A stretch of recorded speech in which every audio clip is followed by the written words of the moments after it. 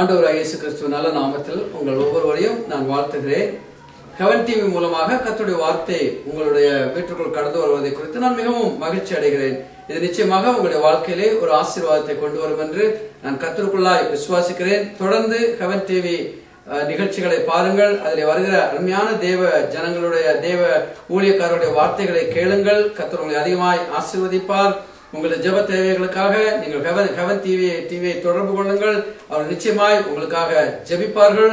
உங்களுடைய தாராளமான பொருளுதவிகளை கொடுத்து இந்த ஊழியத்தை தாங்குங்கள். கர்த்தர் உங்களை அதிகமாய் ஆசீர்வதிப்பார். இந்த நாளிலும் 1 சாமுவேல் 18வது அதிகாரத்திலிருந்து யோனத்தானை குறித்தும் தாவீதை குறித்தும் நான் உங்கள் மத்தியிலே பேச விரும்புகிறேன்.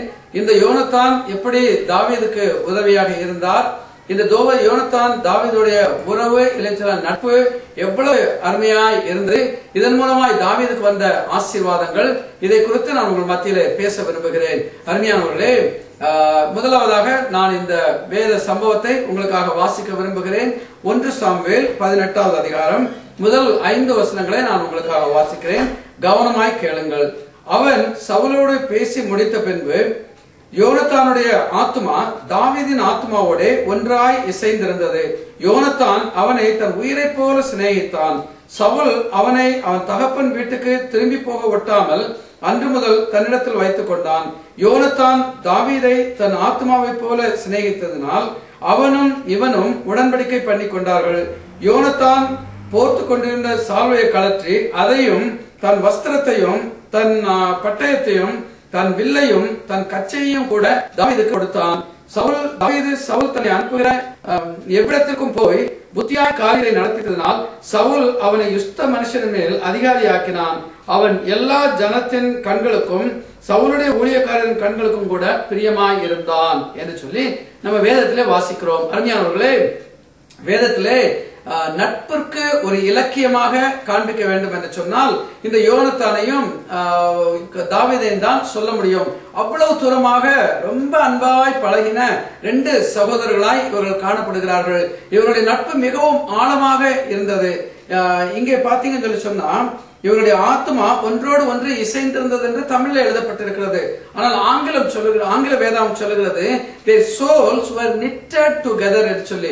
knitting என்கிற ஒரு வார்த்தை என்னவென்று சொன்னால் அது நெசவு நெய்கிறது போல. ஒரு துணியை நாம நெய்யும் போது அதனுடைய நூற்கள் எல்லாம் ஒன்றோடு ஒன்றாக பிணைந்து இருப்பது போல இவருடைய ஆத்மா இவருடைய இருதயம் இருந்தது என்று சொல்லி வேதம் சொல்லுவதை நாம பார்க்கிறோம்.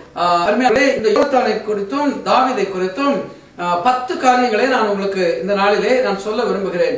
முதலாவதாக, இந்த யோனத்தான் என்கிற அந்த பெயருக்கு ஒரு அர்த்தம் உண்டு. நீங்கள் நன்றாக அறிந்து கொள்ள வேண்டும். வேதத்திலே ஒரு இடமாக இருந்தாலும் ஒரு மனிதனாக இருந்தாலும் அவர்களுடைய பெயர்களுக்கு அர்த்தங்கள் உண்டு. அர்த்தங்களை நாம் புரிந்தால் அது பெரிய ஆசீர்வாதம் கொண்டு வரும். இந்த யோனத்தான் ஒரு பெயர் பார்ப்பீர்கள். தேவ ஈவு என்பது இந்த யோன காரியங்களை பல குணை நாம் அவன் தானித்த விதத்தை இந்த யோனை இயேசுவுக்கு நாம் பேச முடியும். அருமையானவர்களே, இந்த நாளிலே இயேசுவையும் காரியங்களை நான் விரும்ப இந்த கண்டுகொண்டு யோனத்தானோடு உறவை ஏற்போல உங்களுடைய வாழ்க்கையை உங்கள் இயேசுவை நீங்கள் கூட உருப்படுத்திக் கொள்ள நான் விரும்பும் மூலமாக உங்களுக்கு ஆசீர்வாதம். முதலாவது யோனத்தான் என்ற பெயரை சொன்னேன் என்று சொன்னால் சொல்லி அர்த்தம் கிஃப்ட். 9வது வசனத்தில் கிறிஸ்துவை சொல்லும்போது சொல்லுகிறார், சொல்லி முடியாத சொல்லுகிறதை பார்க்கிறோம். இந்த தேவன் அருள் சொல்லி முடியாத இல்லைன்னு சொன்னால் முடியாத ஆண்டவராக இதை நாம் அறிந்து கொள்ள. அப்போ இயேசுவும் தேவனாக இருந்தார், யோனத்தானும் தேவாக. இரண்டாவது, இந்த யோனத்தானை போது இவர் சொன்னால் இவர் சவுல் ஒரு அருமையானவர்கள் ஆண்டவராக இயேசு ராஜா ஆகிய தேவனாக இருக்கிறதை நாம் வந்து அரசு வேதம் சொல்லி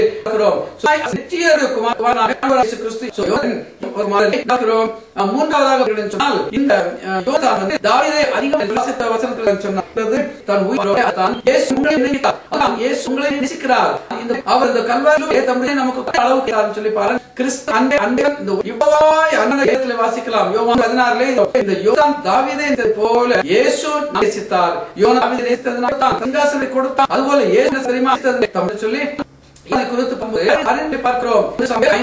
அங்கே பவுல் தாவீதை தீர்மானிக்கிறார். அப்போ போய் யோனா அவன் நன்மைதானே செய்ய நல்ல உள்ளவனாய் இவனை பரிந்து பெறுகிறார் என்று சொல்லுது. உயர்ந்த பிதாவுடைய வசத்திலே அவராய் இருக்கிறார் எழுதி நம்முடைய இன்றைக்கு கொண்டிருக்கிறே நாம் நிமித்தமாய் அக்கிரமங்கள் நிமித்தமாய் தேவனுடையும் தயையும் நம்மேலே வராததற்காக அதே போல இயேசு பேச இருக்கிறார் சொல்லி ஐந்தாவது ராஜாவாக வேண்டும்.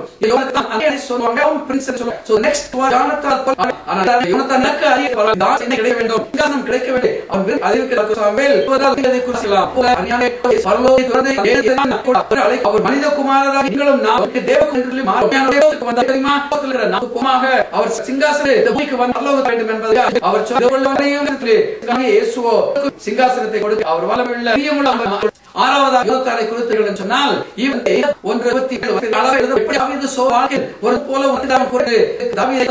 அவனை தைரியப்படுத்துகிறதை நீ பயப்படாதே, நீ நான் இருக்கிறேன் என் தலை ஒரு கடந்து செல்லுகிறோம் உண்மையில்லை கூட இருக்கிறேன் சொல்லுகிறார். ஒரு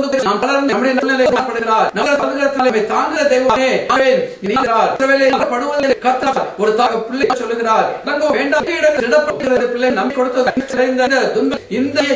நம்மை பலப்படுத்தி கலராதே கூட இரு என்று பார்ப்போம்னால்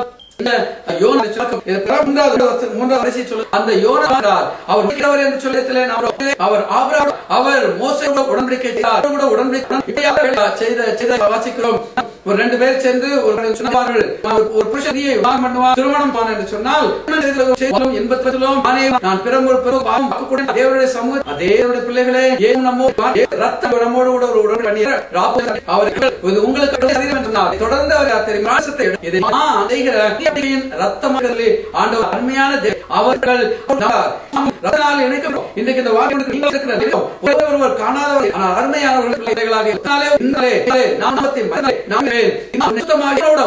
செய்திருக்கிறார். ஒரு ஒப்பந்தம் பண்ணி ரத்தத்தில் வைத்துக் கொண்டு ஒரு ஒப்பந்தம் இருக்கிறார். நிச்சயமாக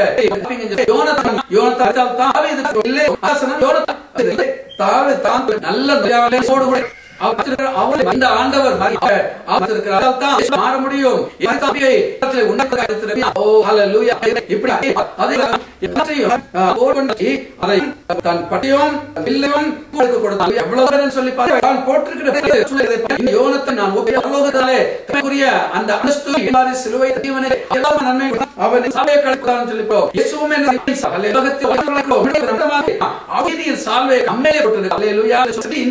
நீதிமான்கள் என்று அழைக்கிறோம்.